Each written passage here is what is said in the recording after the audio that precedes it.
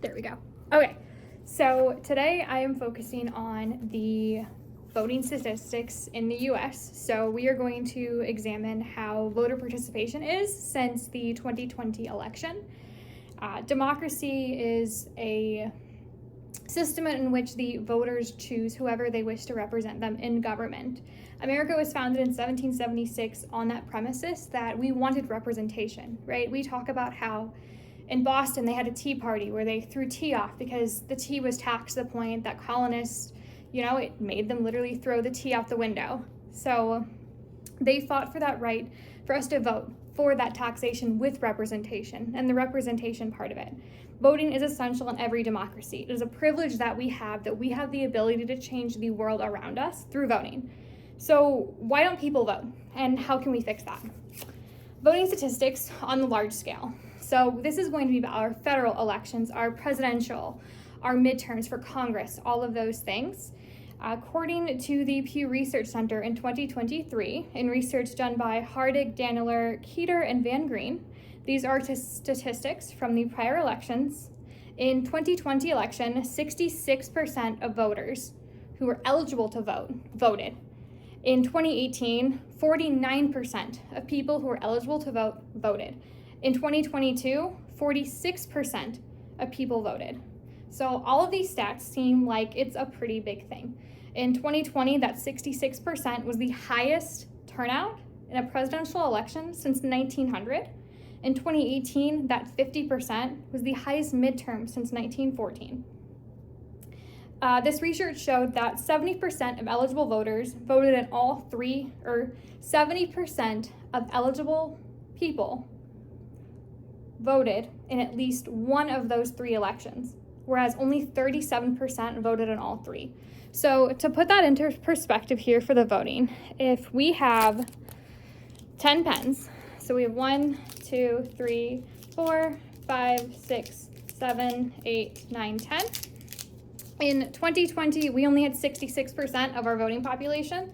So that'd be 1, 2, 3, 4, 5, 6. And then these 4 pens basically didn't vote. And that can be a huge thing because democracy requires participation. When people don't participate, our government doesn't function the way that it was intended to, the way it was created for. In 2018, only 50% of our voters voted, and that was a midterm election. And so what we do then is we put one back, and it's pretty even. And then in 2022, we had a 46%. So then you would have the 4 over here, and then 6 over here. So that brings us to the small scale. So this is going to be citywide. Voter participation drastically differs when it comes to municipal elections. So the Blackhawk County releases their election results, and for the city and school elections in 2025, only 25% of eligible voters voted. In 2023, only 18%. These are elections that are not presidential, they're not congressmen, they're not representatives. These are your school board, your city mayors, all of those. According to author and professor Zoltan Hajnal in 2018, the people are less likely to vote in municipal elections because they're held at different times than the federal. So they're in off years. People are less likely to find a reason to get out of their house. They're less likely to go out because they don't feel it's important. But realistically, the decisions around us in our city are some of the most crucial decisions. It's, whether or not we can have data centers, whether or not we can have chickens in our backyard, those things that really do impact us the most. And so then we have if voting's so important, why don't we vote? Why do we only see that 25% turnout in the municipal?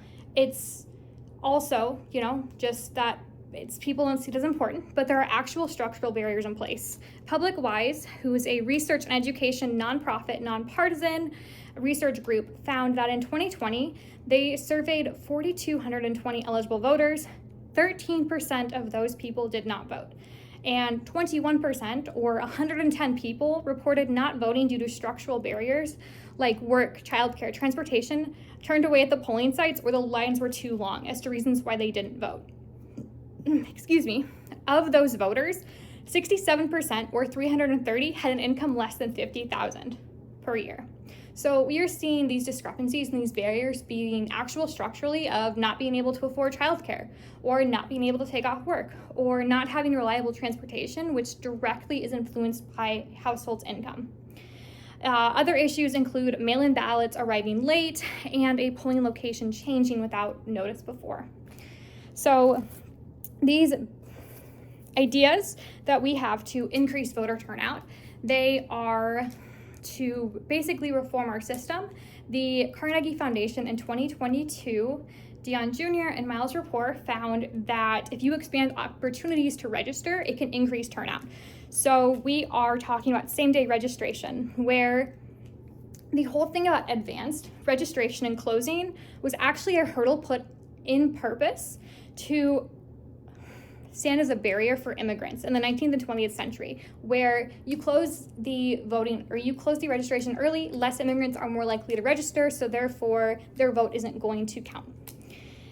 It also gives a voting list. So elections people do prefer that. They have a list of eligible voters to decrease on voter fraud. Another idea they had was the automatic registration, which 20 states currently do. And your registration would be updated through government agencies automatically, like the DMV, Social Security Office, all of that, without you having to do anything.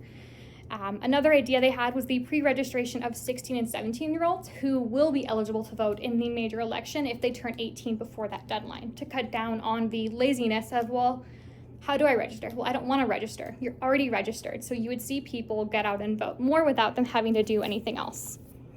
And then the other idea would be to increase accessibility to voting through early voting, voting by mail, flexible in-person, and then criticisms of those also do include voter fraud, because obviously you're not at the poll site, anyone could be voting for you. Another idea is to implement fines. That's in a study found by Pascal Horney out of Switzerland. However, they did find in that study that compulsory voting just meant that people were putting on a ballot whatever they wanted to, just so they wouldn't get fined. So we see that they're not actually participating in democracy. So there are a lot of ideas on how we can get these voting to turn out, and they're still researching which one would be best. So in summary, our voter participation is a huge part of our democracy, but a lot of people don't actually participate. We've explored barriers to that and how we can increase our voter participation today.